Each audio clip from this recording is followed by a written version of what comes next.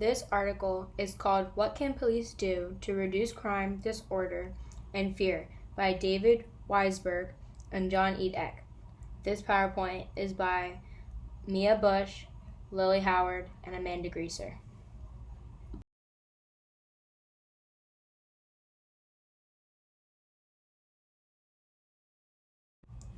Within this article, the 4 propositions of policing crime suggest different tactics and ways to decrease crime throughout different communities. These 4 propositions had to be tested to find out what works in policing crime.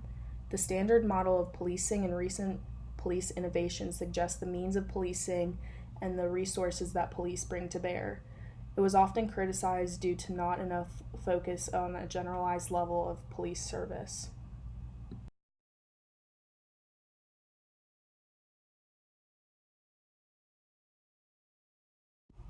Enforcing the law is a central element of the standard model of policing, suggesting that the main tools available to the police are legitimate for their use, are found in their law enforcement powers.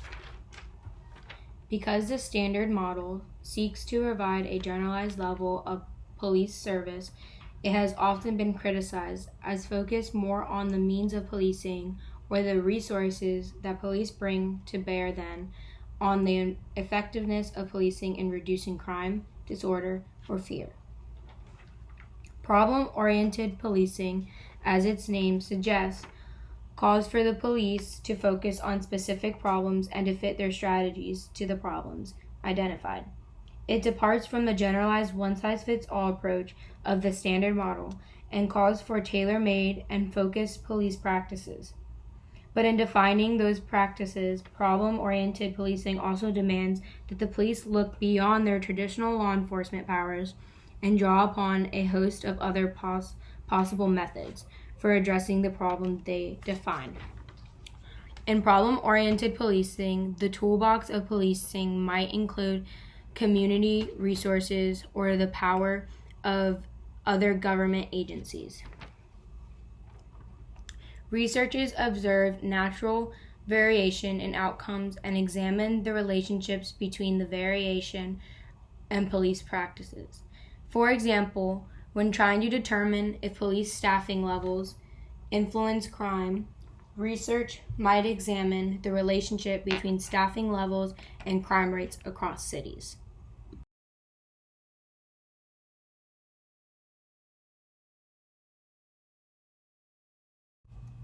There are 4 different propositions when it comes to what works in policing crime. Although both propositions have little evidence due to the amount of crimes as well as the nature of the crimes, Proposition 1 suggests that there are 5 different strategies that are the focus of the research. This includes increasing police agency sizes, random patrol across the community, rapid response to calls for service, generally applied follow-up, and generally applied intensive enforcement and arrest. Recent studies show that by increasing police agency sizes, crime should decrease. By using random patrol cars due to methodological flaws, increasing patrol cars is not likely to decrease crime, as the cars can't go anywhere and can't always be at the right place at the right time. Rapid response to calls hasn't been proven to increase or decrease crime. Although no studies have been proven to test this theory, if police arrive fast enough to the scene, they can stop the crime. But on the other hand, without rapid response, the criminals have plenty of time to get away. As far as generally applied follow-up, it is assumed that an increase in the likelihood of crimes being solved for arrest would lead to a deterrence. The last strategy, generally applied intensive enforcement, includes disorder policing and generalized field interrogations. This suggests buckling down and studying what keeps offenders from committing crimes again. Proposition 2 goes into the depth on how policing tactics can't be evaluated. This involves policing via foot. Proposition 3 describes police exploring specific types of criminals and crime places. It has been shown that by taking a more geographic approach, police can decrease crime in the area. Proposition 3 also includes police crackdowns, hotspot policing, and focusing on repeat offenders. Police crackdowns target some troublesome locations or problems. Hotspot policing includes going to spots of high crime and focusing on repeat offenders by going undercover or cornering previous offenders. Proposition 4 goes over problem-oriented policing. This is a problem-solving tactic the police use. It has been proven that these problem-solving tactics help decrease crime. With the police using these 4 propositions and tactics, crime has a good chance of decreasing.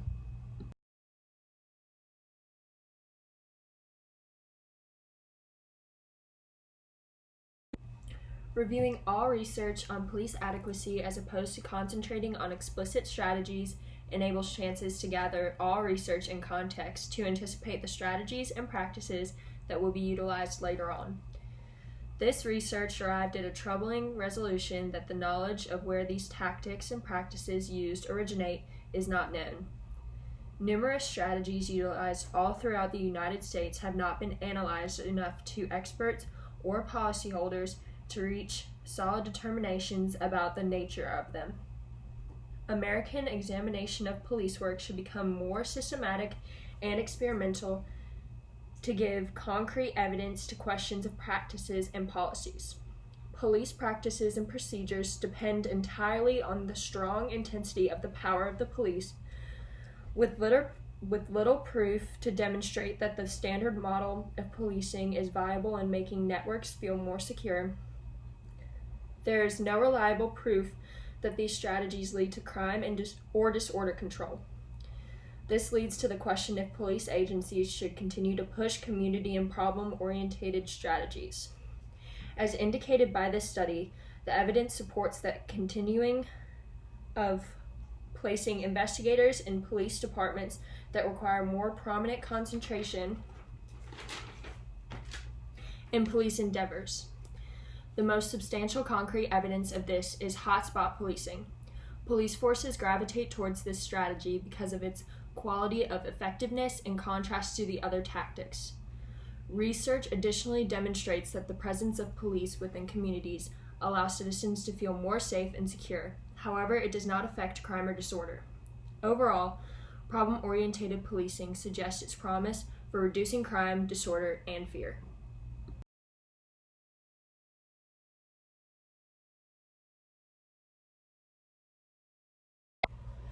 Overall, this study did a good job displaying the common standard strategies that police use within society to help control crime, disorder, and fear.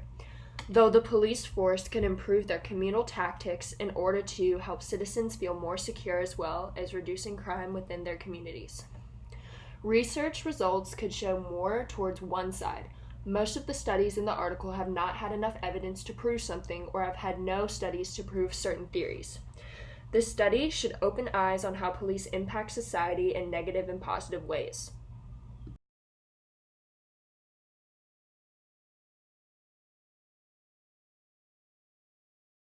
This is the APA citation of our article. Thank you.